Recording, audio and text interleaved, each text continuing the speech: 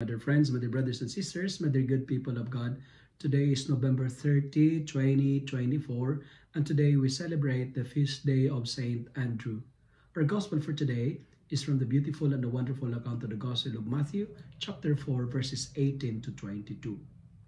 The calling of the first disciples that struck me most is the words of Jesus to his disciples.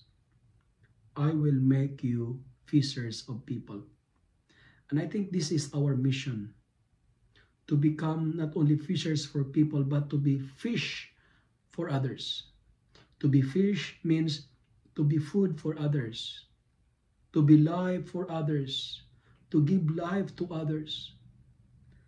When Jesus invited them, I love the response without any hesitations, without any questions.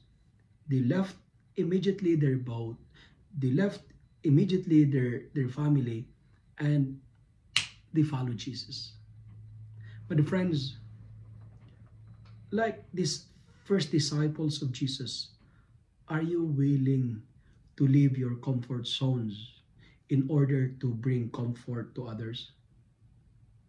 Are we ready to renounce our stability, our income, our business, our passion in order to fix the life of broken people?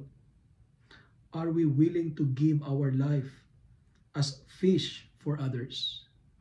Today, my dear friends, my dear followers, let us be enthusiastic to give up our luxury, to provide joy and food and comfort for others. Never stop doing your best just because someone does not give you the credit. Continue to radiate love. Continue to radiate kindness, because what we give, we get. Life is like an echo. What you send, it comes back. Today, Jesus is also telling us, I will make you fishers of men.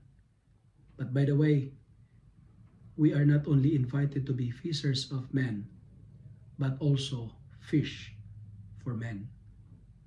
Like these first disciples, go and be willing to renounce what you have in order to fix the life of broken people.